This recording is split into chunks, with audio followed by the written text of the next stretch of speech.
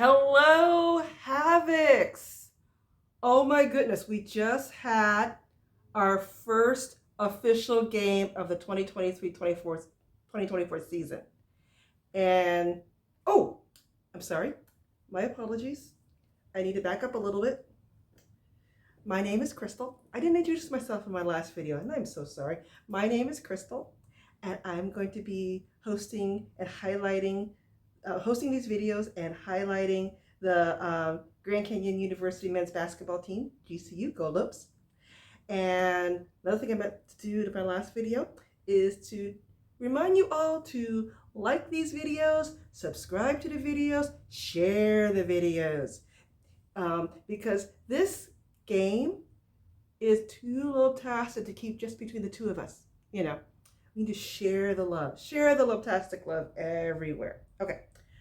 Sorry for that interruption. Let's go back to the game that was on Monday night, November 6th. And I was excited for the game. I was lopsided for the game.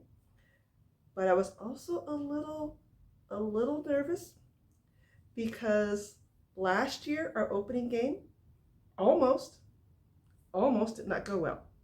We played Montana State Billings, I believe, or Montana State. Correct me in the comments. I may have that name off a hair, but I want to say Montana State. Yeah, Montana State is who we played last year. And oh my goodness, it almost did not go well for us. The first half of that game, I mean, it was bad. It was very bad. I ended up going to bed early because we were down 17 points at the half at home. On our opening night, I'm like, this is not who we are. We do not do this. And when I go to bed, when we lose, I don't know about you guys. Let me know, you guys. How do you guys process losing as a fan? I'm really interested. Are you a one who stomps around, or are you one who just yells? What do you do? For me, I will go and watch something calming like cat videos or Hallmark or something nice. But in that particular instance, I turned everything off. Probably didn't watch something, that was happy. And I went to bed, or at least tried to go to bed, because I was angry. And when you go to bed angry, you don't really sleep very well. So, but I went to bed. And we were down 17. The next morning, I woke up and I decided to just go look at the score just to kind of go, typical. We ended up winning by 6. Are you kidding me? We must have had the comeback of the century as a GCU Division I men's program. It was awesome. That's now one of my favorite games. But I don't like roller coasters like that. I like it a little more consistent win. And that just gave me a lot of heartburn and a lot of headaches and a lot of anxiety. And I had that coming into this game. This game, we played Southeast Missouri University, or SEMO. We played SEMO. And I was aware of their pedigree because they too won 4 games in 4 days for their conference championship title, just like we won 4 games in 5 days. And they too were in the opening appearance for the NCAA men's championship, just like we were. So I knew these guys did not come to play. These guys came to win, so I was like, okay, guys, let's make sure we're ready this time, all right? And the men did not disappoint one iota.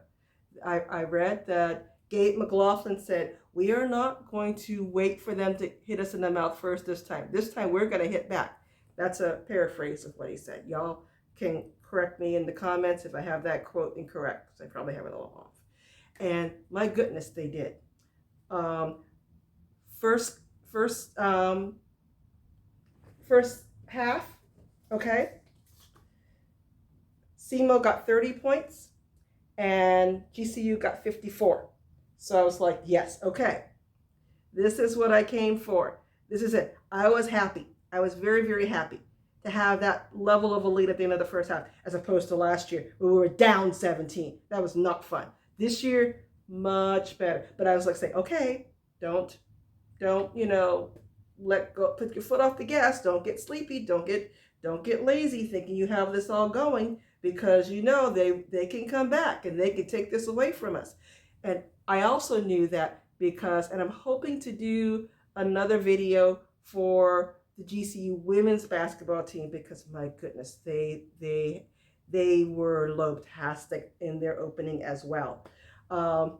They they were struggling in the first three quarters, and in the final quarter they hit a run, and the St. Mary's Gales were struggling in that final fourth quarter, and then we got it tied 52-52, and then in the final 6 seconds, um, uh, and I'm sorry, I cannot remember her name. It's escaping me. I'm going to do another video and I'll be more accurate, I promise. But suffice it to say, we hit a buzzer-beating three-pointer shot that just set the world on fire. It was just amazing.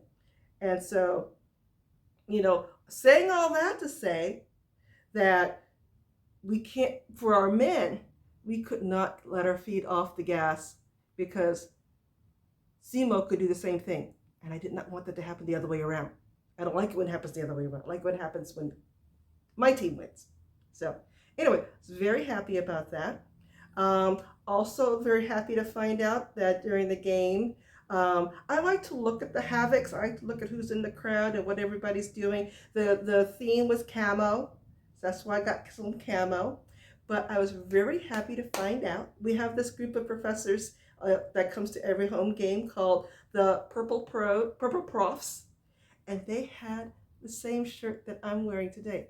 I had no idea that I was as fashionable as our lobe-tastic leaders of learning. I was like, cool. Now, I did not have their hair. I haven't gotten to that level yet, but I may do that someday. Give me time. So that was my halftime memory. But then we get back to the game, and my goodness, we did not let off. We didn't let off the gas, and they got better. They got 37 points into our 34, but that was okay, because final score was still SEMO got 67 and we got 88. 21-point victory. Leave no doubt. And that was worth cheering about. That was worth just having this. So much different than last year. And I am so happy that our team has so many really strong players this year. I've mentioned before Gabe McLaughlin. Oh, I gotta say about Gabe McLaughlin. SEMO is where he went his first year. And so in the first game of his last year, he's playing SEMO. Kind of interesting, isn't it? Okay, so there's that. But he was amazing as always. He got his points. He got 5 points, actually. He didn't get a lot, but he was always instrumental. Ray Harrison, who is a bucket machine, don't get that twisted. Don't get it lost. He only got 3 points, but he was making all kind of plays everywhere else.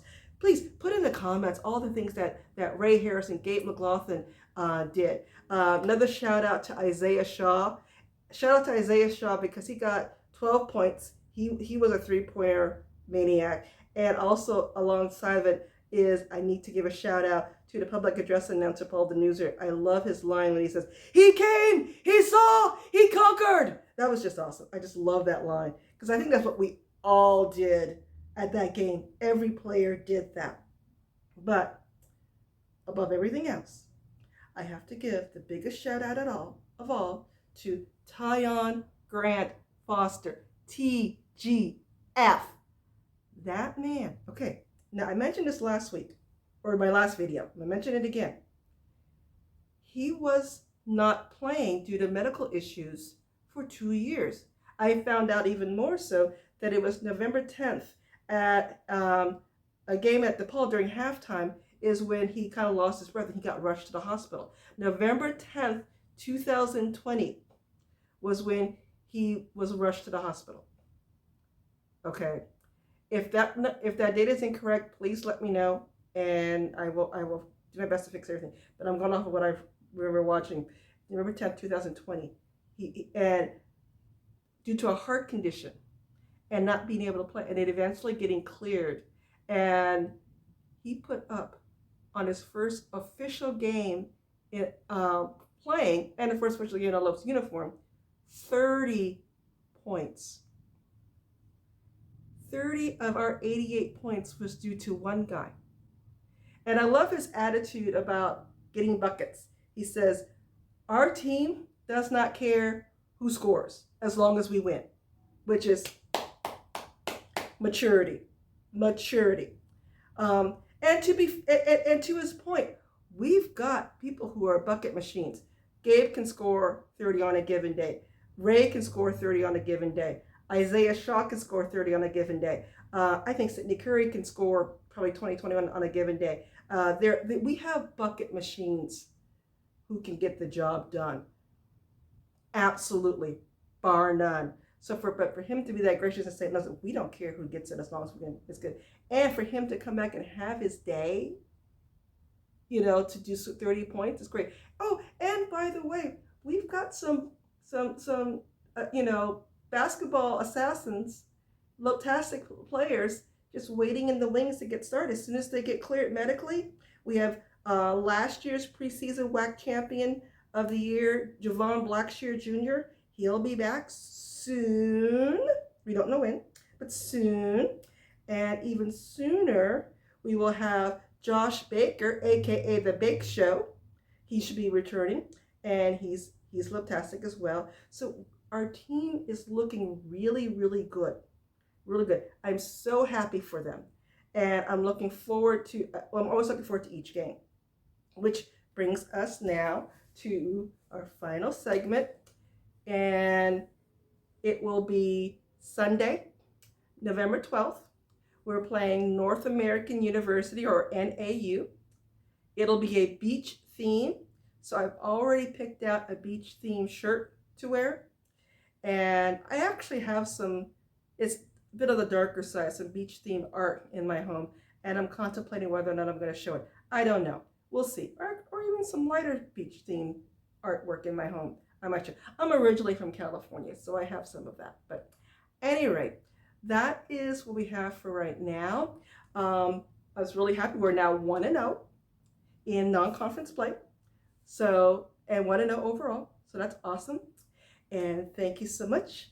Don't forget to like this video, share this video, subscribe to the video, and put notes in the comments of what you think. What do you want to hear more of, and things of that nature. So thank you very much for watching this love-tastic game. Loves up!